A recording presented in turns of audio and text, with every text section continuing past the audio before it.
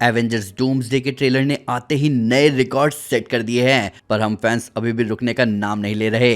मुझे पता है मैंने ऑलमोस्ट 24 मिनट का ब्रेकडाउन आपको दे डाला है, पर भाई अब वक्त है कुछ डिटेल्स पर जूम इन करने का। जैसे डूम कैसे 2 उंगली से थॉर के अटैक को रोक रहा है, इसका आंसर हमें पता चल चुका है। डूम की ओरिजिन का बहुत बड़ा हिंट सामने आया एवेंजर्स डूम्सडे के पोस्टर से। आपको स्टीव रॉजर्स को देखकर ऐसा नहीं लग रहा कि भाई यहाँ कुछ तो अलग बात है? और क्या लोकी अपनी चेयर से उठ गया? सवाल बहुत बड़े हैं, पर जवाब है हमारे पास। सबसे पहले बात करते हैं कि डूम इतना पावरफुल कैसे है। अब टीजर ट्रेलर में वो मोमेंट जब थॉर बिल्कुल इन्फिनिटी वॉर जैसा सिमिलर अटैक डूम पर करता है और डूम उसे सिर्फ 2 उंगलियों से ब्लॉक कर देता है, ये देखकर मैं बहुत हैरान था। क्योंकि एक तो थॉर की खुद की स्ट्रेंथ और ऊपर से स्टॉर्म ब्रेकर कोई आम वेपन नहीं है, वो एसगार्डियन हिस्ट्री का सबसे स्ट्रॉन्गेस्ट वेपन है, एक ट्रू ऑल फादर के लेवल का। पर उसे डूम ने इतने इजीली कैसे ब्लॉक कर दिया, जबकि उसे थैनोस भी 6 इन्फिनिटी स्टोन्स के साथ नहीं रोक पाया था। एक कंपैरिजन मेरे दिमाग में आ रहा है इस शॉट का। ठीक ऐसा ही सुपरमैन ने किया था स्नाइडर कट में, जहां उसने स्टेपनवुल्फ के एक्स को इजीली रोक लिया था। अब यहाँ डूम भी यही कर रहा है, पर ऐसा डूम कैसे कर रहा है? इसके लिए हमें समझना होगा कि डूम की पावर्स क्या है। डॉक्टर डूम एक जीनियस इंटेलेक्ट वाला बीइंग है, जिसके इंटेलिजेंस का कंपैरिजन रीड रिचर्ड्स और टोनी स्टार्क जैसे कैरेक्टर से होता है। प्लस अपनी माँ की तरफ से उसे सॉर्सरर वाली एबिलिटीज भी मिली हैं। इन सब के ऊपर उसके पावर सेट में एक बहुत ही इंपॉर्टेंट हिस्सा है कि वो बड़े से बड़े पावरफुल बीइंग्स की पावर्स चुरा सकता है। फैंटास्टिक फोर इशू 58 में वो पावर कॉस्मिक चुरा लेता है सिल्वर सर्फर से। वो पुराने वाली सीक्रेट वॉर्स के इशू 10 में पावर्स चुरा लेता है बियॉन्डर की, जहां वो literally God level powers hold कर रहा था। वो एवेंजर्स चिल्ड्रंस क्रूसेड के इशू 7 में स्कारलेट विच से लाइफ फोर्स की पावर्स चुराकर रियलिटी को बदल डालता है। उसने एवेंजर्स इशू 8 में फीनिक्स फोर्स की पावर्स का एक हिस्सा चुरा लिया था। अब आप समझ सकते हो कि पावर चोरी के मामले में डूम का कोई मुकाबला नहीं है। अब यही आती है बात कि डूम ने किसकी पावर्स चुराई होंगी। अब ऐसे में आपके मन में कई नाम आ रहे होंगे। पहले थॉर की बेटी लव की एटर्निटी वाली पावर्स। एटर्निटी ने गॉर की एक विश पूरी करते हुए अपने एसेंस से उसकी बेटी लव को जिंदा किया, जहां लव अब एटर्निटी की पावर्स का एक हिस्सा कैरी कर रही है। एटर्निटी मार्वल यूनिवर्स की टेम्पोरल पर्सोनिफिकेशन है। सिंपल भाषा में कहें तो पूरा मार्वल यूनिवर्स ही एटर्निटी है, तो एटर्निटी की पावर का एक हिस्सा भी बहुत बड़ी बात होगी। दूसरे नंबर पर नाम आता है फ्रैंकलिन रिचर्ड्स का। पूरी fantastic four first steps movie first steps थे बेबी फ्रैंकलिन रिचर्ड्स के, जहां उसने भी एटर्निटी जैसी पावर्स दिखाते हुए अपनी मां को वापस जिंदा कर दिया था, जहां उसके पास पावर कॉस्मिक है, जो कि उसे बराबर बनाता है गैलेक्टस के। तो डूम फ्रैंकलिन की पावर्स एब्जॉर्ब करने के बाद तो और भी ज्यादा पावरफुल हो ही जाएगा। और हमने उसे फ्रैंकलिन से मिलते हुए देखा भी है फैंटास्टिक फोर फर्स्ट स्टेप्स के मिड क्रेडिट सीन में। तीसरे नंबर पर आता है लोकी। लोकी के पास कौन सी पावर्स है? लोकी ने टेम्पोरल लूम की जगह लेकर सारी टाइमलाइंस में जान फूंक रखी है, जिसके साथ साथ लोकी के पास टाइम स्लिपिंग की पावर्स हैं, जो कि उसे अलाउ करती है कि वो मल्टीवर्स में कहीं भी कभी भी पहुंच सकता है। इस टाइम स्लिपिंग की पावर्स की ही वजह से जहां लोकी सीजन 2 के एंड में सब खत्म हो रहे थे, वहां लोकी खत्म नहीं हो रहा था, जिसका मतलब लोकी की पावर्स भी गॉड लेवल है, जिसे एब्जॉर्ब करके डूम गॉड लेवल बीइंग बन सकता है और थॉर के अटैक को 2 उंगलियों से रोक सकता है। पर पता है क्या, हम डूम और थॉर की टक्कर को कंपेयर कर तो रहे हैं सुपरमैन स्टेपनवुल्फ वाले सीन से, पर क्या कोई सुपरमैन जैसा बीइंग नहीं है मार्वल में जिसकी पावर्स चुराकर डूम ठीक ऐसा ही कर सके? ऐसा बीइंग है, हम पिछले साल उससे मिल चुके हैं और किसी का ध्यान उसकी तरफ जा ही नहीं रहा। उसे अभी डूम्सडे के ट्रेलर में भी छुपा रखा था, प्लस उसको डूम्सडे के कैरेक्टर पोस्टर में भी एक कोने में दबा रखा था। ये कैरेक्टर है बॉब रेनल्ड्स यानी सेंट्री, और जैसा हमने सेंट्री को थंडरबोल्ट्स में एक्शन में देखा है, उससे हम क्लियरली कह सकते हैं कि सेंट्री की पावर्स के साथ डूम इजीली थॉर के स्टॉर्म ब्रेकर को 2 उंगलियों से रोक सकता है और बहुत हद तक थॉर की बैंड भी बजा सकता है। अब आते हैं इस अलग से दिखने वाले स्टीव रॉजर्स पर। कुछ तो बात है स्टीव रॉजर्स में। क्या मुझे ही ये स्टीव रॉजर्स कुछ अलग लग रहा है? ऑब्वियसली स्टीव रॉजर्स की हेयर स्टाइल अलग है, थोड़ा एवेंजर्स इन्फिनिटी वॉर वाला लुक भी है यहाँ। पर बात यह है कि जहां थॉर ट्रेलर में स्टीव रॉजर्स को देखकर हैरान है और खुद अपने आप में परेशान है, वहीं ये स्टीव रॉजर्स स्माइल ऐसे दे रहा है जैसे पैगी ने आज खाने में पनीर बनाया हो। बात यह है कि स्टीव का ये रिएक्शन कभी रहा ही नहीं है दोस्तों को देखकर। स्टीव रॉजर्स थोड़े इमोशनल हुए हैं, थोड़ा उनकी आंखों में आंसू आया है, पर ये स्टीव रॉजर्स जैसे हंस रहा है उससे वाइब कुछ डिफरेंट ही आ रही है। एक थ्योरी सामने आई है स्टीव रॉजर्स को लेकर कि ये हाइड्रा स्टीव रॉजर्स है। अब जो लोग नहीं जानते हाइड्रा स्टीव रॉजर्स के बारे में, उन्हें मैं बताता हूँ इस अल्टरनेट रियलिटी के स्टीव रॉजर्स के बारे में। ये हाइड्रा स्टीव रॉजर्स बिलोंग करता था अर्थ 61311 को, वो टाइमलाइन जिसे बनाया था कोबिक नाम की बीइंग ने, जो कि सेंटिएंट फॉर्म थी कॉस्मिक क्यूब का। इस अल्टरनेट रियलिटी में स्टीव रॉजर्स को बचपन से लेकर जवानी तक पाला हाइड्रा ने, जिसकी वजह से वो हाइड्रा के लिए काम करने लगा। फिर उसे रिप्लेस कर दिया गया असली स्टीव रॉजर्स की जगह, जहां उसने शुरू किया हाइड्रा कन्क्वेस्ट। अब यही चेक करने के लिए थॉर ने उसकी तरफ म्योनिर को रिलीज किया और स्टीव रॉजर्स ने म्योनिर पकड़ भी लिया। लेकिन बात यह है कि हाइड्रा स्टीव रॉजर्स भी म्योनिर उठा सकता था, हालांकि उसके पीछे के रूल्स थोड़े अलग थे। पर एक पल को मानकर चलते हैं कि ये हाइड्रा स्टीव रॉजर्स नहीं है, ये असली स्टीव रॉजर्स है जो पेगी के साथ रुक गए थे टाइम में पीछे। तो भी ये स्टीव रॉजर्स यहाँ कर क्या रहा है, उसका काम क्या है यहाँ पर? अगर एवेंजर्स या न्यू एवेंजर्स को स्टीव रॉजर्स की जरूरत भी है तो बूढ़े स्टीव रॉजर्स तो है ही, उनसे भी तो सब सलाह लेने जा सकते हैं। दो स्टीव रॉजर्स को एक टाइमलाइन में क्यों लाया गया?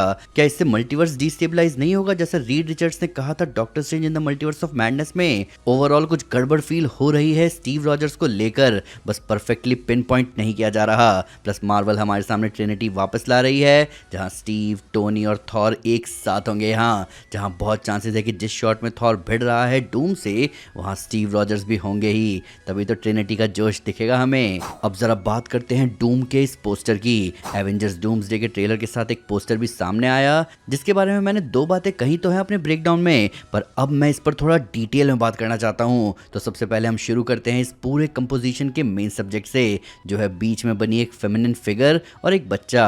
अब इस म्यूरल को देखकर ये साफ साफ कहा जा सकता है कि वो फिगर माँ और बेटे हैं। अब मैंने पहले भी यहाँ दो पॉसिबिलिटीज डिस्कस की थी।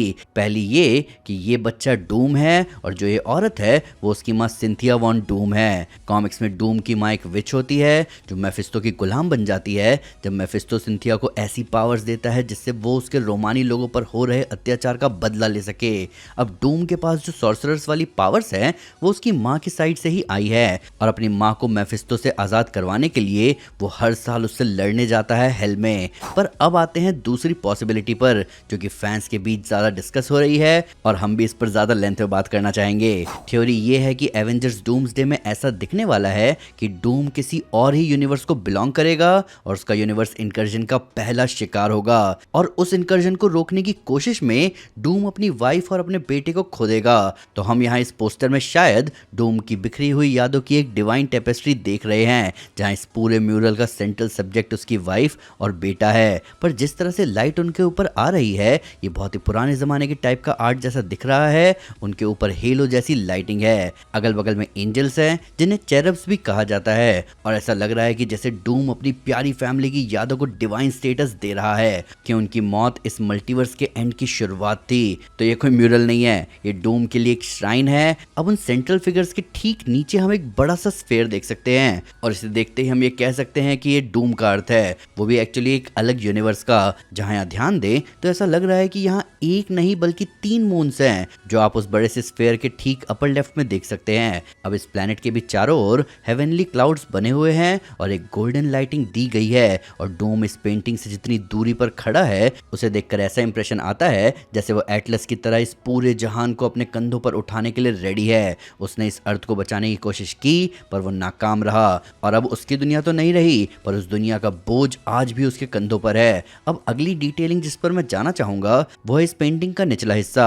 आप एक चीज नोटिस कर पाओगे कि वो सारे हेवनली फीचर्स, वो गोल्डन लाइटिंग बस उस प्लैनेट तक ही है, और उसके नीचे का हिस्सा पूरे अंधेरे जैसा फील में रखा गया है, जहां लेफ्ट में एक प्रोफेटिक फिगर है जो ऐसा लग रहा है कि सबको रास्ता दिखा रहा है। अब इसका मतलब क्या हो सकता है? तो ये रोब्ड फिगर कोई और नहीं बल्कि डूम का रिप्रेजेंटेशन है, जहां वो अब ये मानता है कि उसकी दुनिया और उसकी फैमिली अब किंगडम ऑफ हेवन को डिजर्व करती है, पर वो यहाँ अंडरवर्ल्ड एक हेल में है जहां वो हर तरह के डार्कनेस से गुजरना चाहता है, बस उस खत्म हो चुकी दुनिया के बोझ को उतारने के लिए। पर अब जिस डिटेल पर मैं आने वाला हूँ वो इस पूरे कंपोजिशन के एक्सप्लेनेशन को कंप्लीट कर देगी, और वो है कि डूम के राइट हैंड में उसका मास्क है, यानी कि वो अपना मास्क उतारकर इस पेंटिंग के सामने खड़ा है। अब यहाँ पर एक अलग ही लेवल की शेक्सपियरियन स्टोरी टेलिंग चल रही है। तो यहाँ पर हम बर्थ ऑफ डॉक्टर डूम देखने वाले हैं। यही वो पल होगा जब एक लवेबल हस्बैंड और एक केयरिंग फादर विक्टर बनेगा डॉक्टर डूम, क्योंकि डूम का ये मास्क एक नैरेटिव बॉर्डर जैसा है, एक मैन और एक मॉन्स्टर के बीच। कॉमिक्स में डूम का मेटल मास्क उसके ईगो, उसके परफेक्शन और उसके डिटैचमेंट फ्रॉम ह्यूमैनिटी को रिप्रेजेंट करता है। और यहाँ जब वो अपना मास्क उतार कर सामने आया है,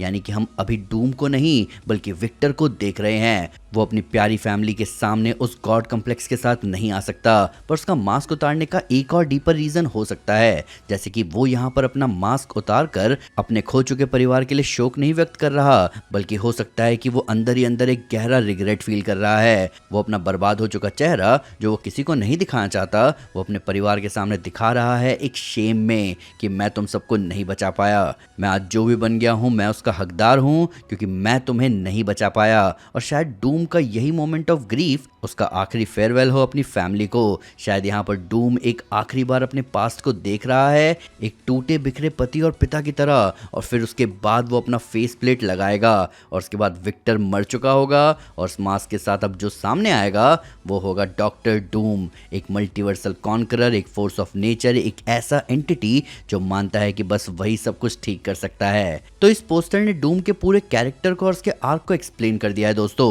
और ऑनेस्टली मुझे ऐसा लगता है कि ये पेंटिंग उसके लिथवेरिया के महल में होगी, क्योंकि जिस दीवार पर ये पेंटिंग लगी है वो एक कासल की वॉल की तरह है। कुछ फैंस का कहना है कि इस टेपेस्ट्री में लोकी हिडन है, जहां हमारे सामने ये आर्ट भी आया। अब आते हैं बहुत बड़े सवाल पर कि लोकी अपने थ्रोन पर क्यों नहीं है। लोकी हमें ट्रेलर में दिखा कहीं पर अपने टीवीए आउटफिट में, अब जहां वो खड़ा है वो जगह स्टीव रॉजर्स के घर जैसी दिख रही है, जैसा हमने देखा था एवेंजर्स डूम्सडे के स्टीव रॉजर्स वाले टीजर में। पर बात ये है कि लोकी यहाँ कर क्या रहा है? क्या वो मल्टीवर्सल ट्री वाली अपनी जगह छोड़ सकता है? ऐसा होना तो नहीं चाहिए, क्योंकि जिस दुख के साथ वो अपने दोस्तों को देखता है टाइमलाइन को जिंदा करने से पहले, उस लुक में ऐसा लग रहा था कि वो कभी अपने दोस्तों से नहीं मिल पाएगा। इसलिए मुझे लगता है कि वो खुद को प्रोजेक्ट नहीं कर रहा।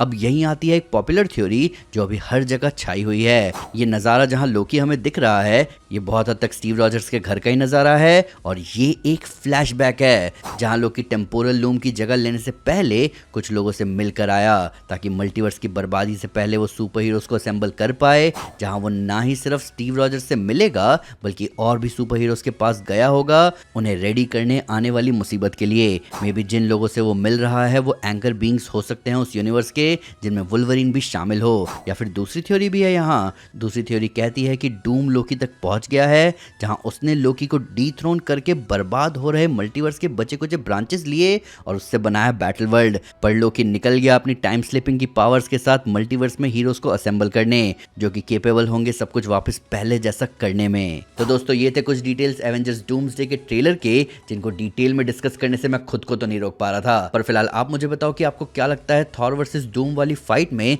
क्या सेंट्री की पावर्स यूज हो रही है? क्या जो स्टीव रॉजर्स हमें दिखा वो सही में हाइड्रा स्टीव रॉजर्स है? और क्या लोकी का मल्टीवर्स में दिखना गॉड ऑफ स्टोरीज वाले आर्क को किक ऑफ कर रहा है? हमने सीक्रेट वॉर्स की स्टोरी को डिटेल में डिस्कस किया है, तो उसके बारे में जानने के लिए हमारी सीक्रेट वॉर्स वाली वीडियो देखना ना भूलें। आइए इन सबके और कमेंट्स में डिटेल में बात करें। वीडियो अच्छी लगी तो लाइक जरूर करें, चैनल को सब्सक्राइब करना ना भूलें, साथ ही साथ एक स्टेप आगे आकर अपने फेवरेट चैनल को सपोर्ट करें मेंबरशिप लेकर। Thank you guys, this is Anjana, you are super super, piece.